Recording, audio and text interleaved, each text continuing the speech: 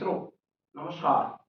राजनीति की धुरी हिंदी पट्टी में भाजपा के इर्द गिर्द घूमती है। उत्तर प्रदेश में मुख्तार अंसारी की मृत्यु के बाद एक बार फिर भाजपा की लगातार कोशिश है कि ध्रुवीकरण हो, लेकिन मुख्तार अंसारी के बड़े भाई अफजल अंसारी जिस भाषा का इस्तेमाल कर रहे हैं उससे साफ झलकता है कि वह भाजपा को मौका नहीं देना चाहते हैं। जिस तरह मायावती ने, बसपा की नेता बहन मायावती ने, सपा के नेता अखिलेश यादव ने अपने जज्बातों पर संयम रखकर, कंट्रोल कर जो बयान दिए हैं वो सबके साथ।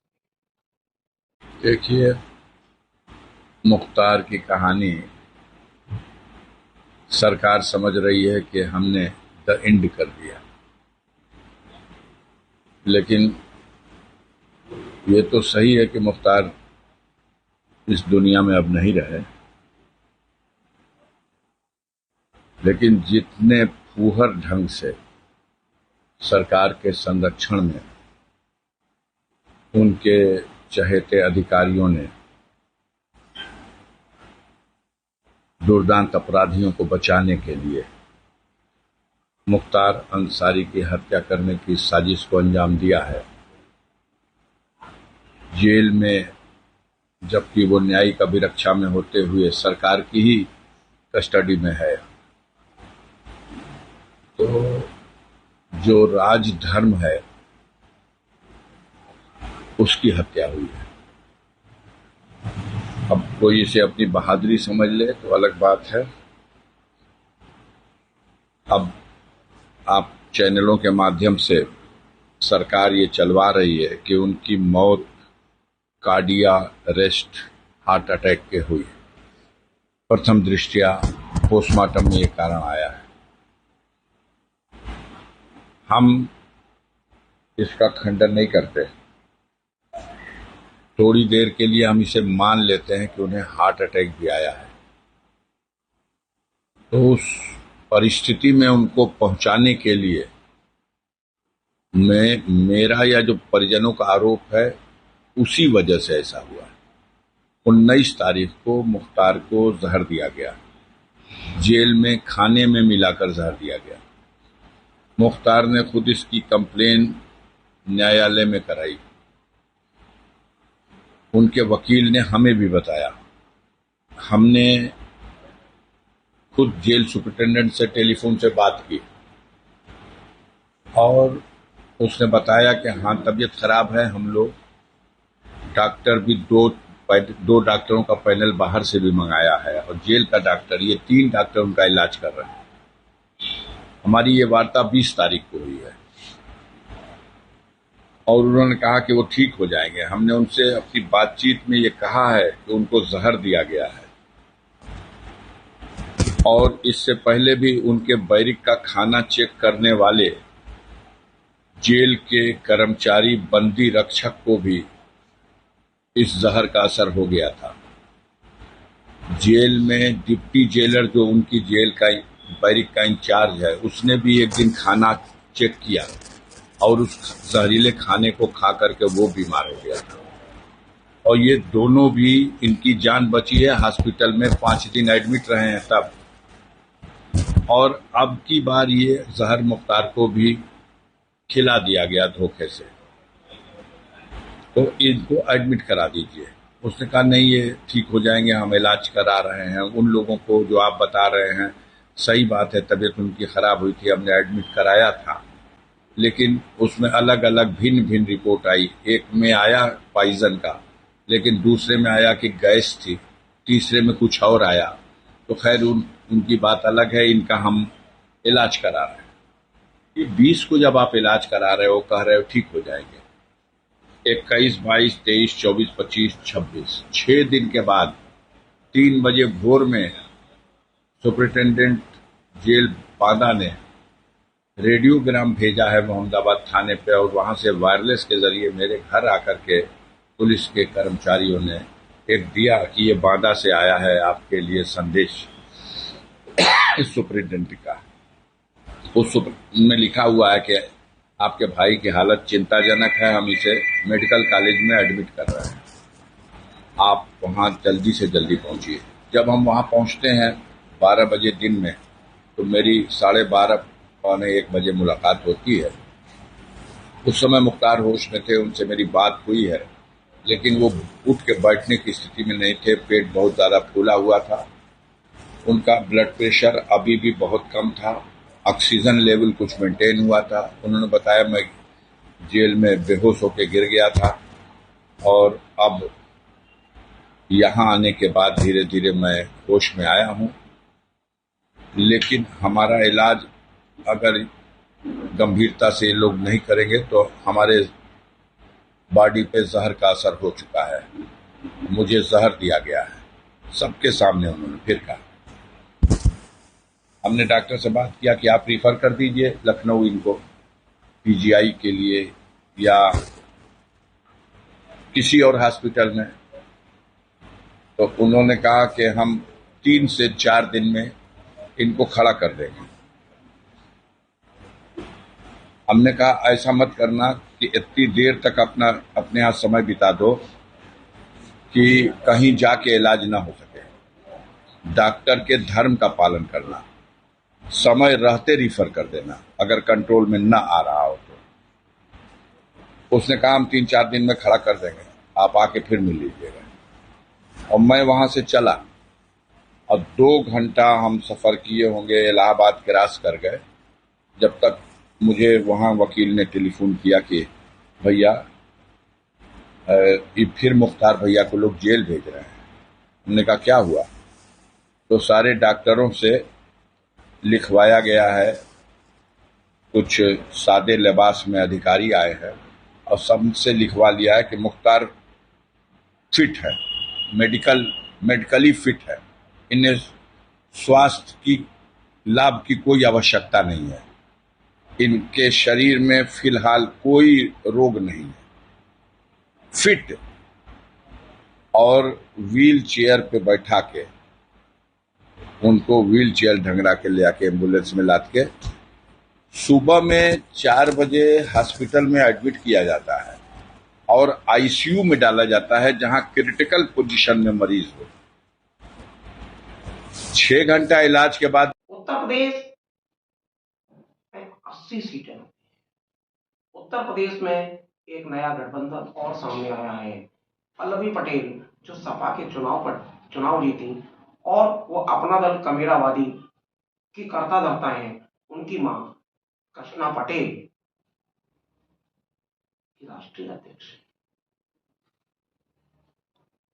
उनके नेतृत्व में 4 दलों ने, जिसमें असदुद्दीन ओवैसी की AIMIM भी शामिल है, एक मोर्चा बनाया है। ये उत्तर प्रदेश में तीसरा मोर्चा दिखाई देगा। एक मोर्चा एनडीए का, जिसमें कोई ऐसा दल नहीं कि जिसका प्रदेश भर में प्रभाव। दूसरा मोर्चा इंडिया का है, जिसमें कांग्रेस और सपा 2 बड़े दल हैं। मुकाबला तीनों के बीच होना है। पिछले परिणाम देखे जाएं तो एनडीए के पक्ष में रहा है। एनडीए नहीं, सीधे सीधे भाजपा के पक्ष में कहिए, क्योंकि 2014-2019 का चुनाव का परिणाम भाजपा के पक्ष में रहा है। ये तीसरा बार भाजपा पहली बार 72, 71, दूसरी बार 64 पर 2019 में आई और 2024 में 75 सीटों पर सीधे चुनाव लड़ा। ये बात बिल्कुल सही है कि चौधरी चरण सिंह के नाती जयंत चौधरी का भाजपा के साथ जुड़ना जाट राजनीति के लिए कितना मुफीद होगा। क्या भाजपा के पाले में सभी जाट आएंगे, ये तो वक्त तय करेगा। लेकिन उत्तर प्रदेश के चुनाव की रणनीति में पूर्वांचल पश्चिमी उत्तर प्रदेश, अवध अलग अलग कहानी कहते दिखाई दे रहे हैं। पूर्वांचल में मुख्तार अंसारी की मृत्यु के बाद दलित और मुस्लिम गठजोड़ उभरता दिखाई दे रहा है। वह किस पार्टी के साथ जाएगा अभी यह तो तय नहीं है, लेकिन जमीनी हकीकत यही है कि पूर्वांचल के अधिकांश जिलों में मुख्तार अंसारी की मृत्यु के बाद जिस तरह से उनके परिवारजनों ने टेम्परामेंट दिखाया है, इस्लाम के मानने वालों ने जो उनके डीएनए में नहीं है, वो चाहे जब बगावत पर उतर आते हैं, किसी प्रकार का कोई भी विरोध प्रदर्शन इस तरह नहीं किया है कि जिससे भाजपा को ध्रुवीकरण का मौका मिले। ये समझदारी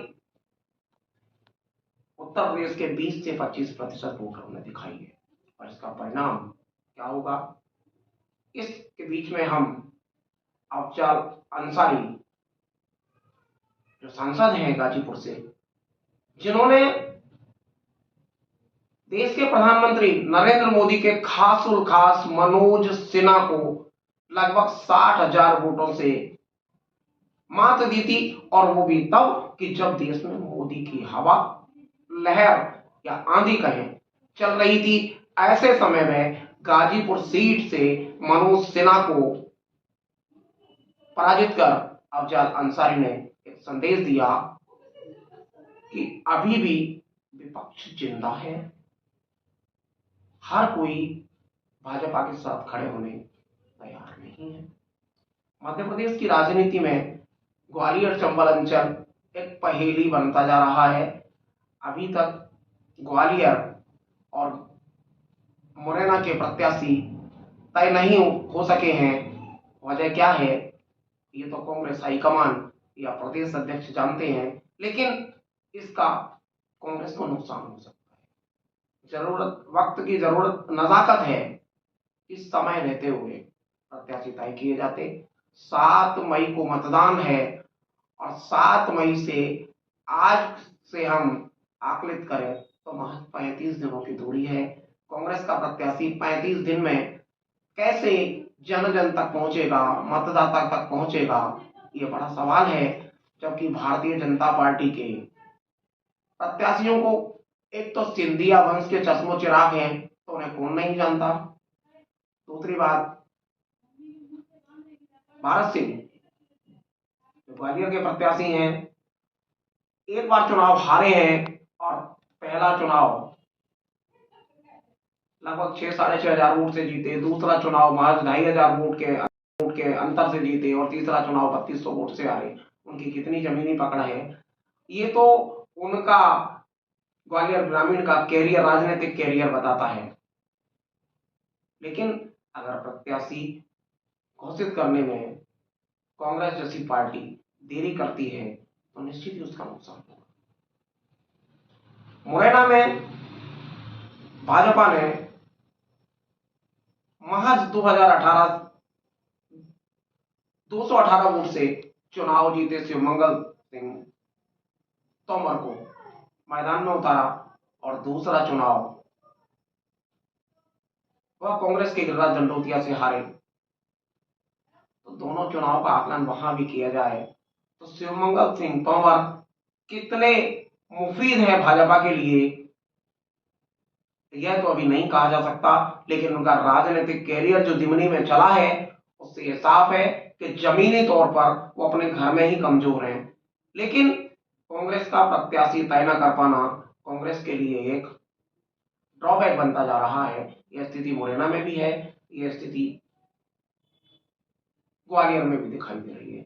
हालांकि यह सच है कि ग्वालियर भाजपा का गढ़ है, लेकिन जब जब भाजपा ने दमदार प्रत्याशी मैदान में उतारा है, सिंधिया राजवंश के अतिरिक्त भी, तो भाजपा के मुंह से जीत खींचकर कांग्रेस के पाले में आई है। 2004 की बात करें तो 2004 के चुनाव में जयमान सिंह पवैया को राम सेवक बाबूजी ने पराजित कर उनके बड़बोलेपन पर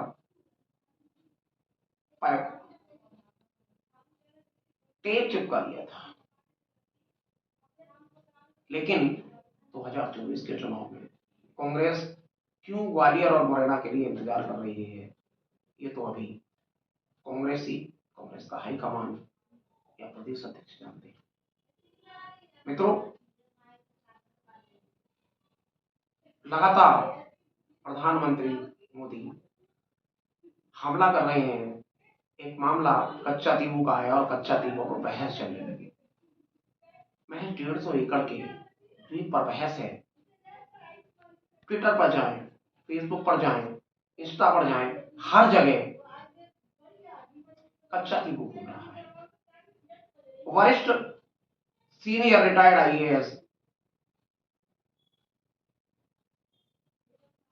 भी इस पर लगातार चर्चा कर रहे हैं, जिनका नाम है सूर्य प्रताप सिंह। सूर्य प्रताप सिंह वो नाम है कि इससे पहले वह विपक्ष की बात करते थे और आज क्यों संघ की बात कर रहे हैं, मोदी की बात कर रहे हैं। एक सवाल एक आम आदमी के ट्विटर हैंडल पर रहने वालों के मस्तिष्क में घुसता है। हालांकि ट्विटर पर चल रही विचारधाराएं चुनावों का फैसला नहीं करती। चुनावों का फैसला तो जमीनी तौर पर होता है। नेताओं के लगातार इधर से उधर होने से नेता बिकते हैं, सांसद बिकते हैं, विधायक बिकते हैं, लेकिन विचारधारा नहीं बिकती। मित्रों, आपकी अदालत में सीधा सवाल है कि क्या नेताओं के साथ विचारधारा बिक गई? आप क्या नेताओं के साथ चलेंगे या विचारधारा के अनुसार मतदान करेंगे? मतदान की तिथियां महज पहला मतदान 19 अप्रैल को है। 102 सीटों पर आप सब मतदान करेंगे और 102 सीटों का अगर हिसाब लगाया जाए तो लगभग 18% सीटों पर पहले दौर में चुनाव होने जा रहा है। 2 दौरों के बाद मामला 35% का होगा। 35% सीटों पर मतदान हो चुका होगा 2 चरणों में। और ये 35% सीटें वहां से आती हैं जहां भाजपा बहुत सारी जगह कमजोर है। ये फैसला आपके हाथ है। सत्ता किसकी होगी तो ये तो मतदाता तय करते हैं। हम और आप तय करेंगे विचारधारा किसके साथ है, कौन किस विचारधारा के साथ चलता है, ये जनता का मत है। लेकिन एक बात जरूर 2014 के चुनाव और 2019 के चुनावों से देखकर हमारी समीक्षा में सामने आई है कि 18 साल के जो मतदाता होते हैं वो ग्लैमर में फंस जाते हैं। अगर ग्लैमर में फंसने वाले मतदाता और सपनों में फंसने वाले मतदाता एक पक्षीय मतदान करते हैं तो निश्चित तौर पर देश भर में 50 से 60 सीटों पर फर्क पड़ता है। ये आंकड़ा 18 से लेकर अगर 21 साल तक कर दिया जाए तो लगभग 6 करोड़ मतदाता स्वप्न दिखाकर, ग्लैमर दिखाकर अपनी झोली में लाए जाने का प्रक्रम लगातार सत्ताधारी सरकार करती है।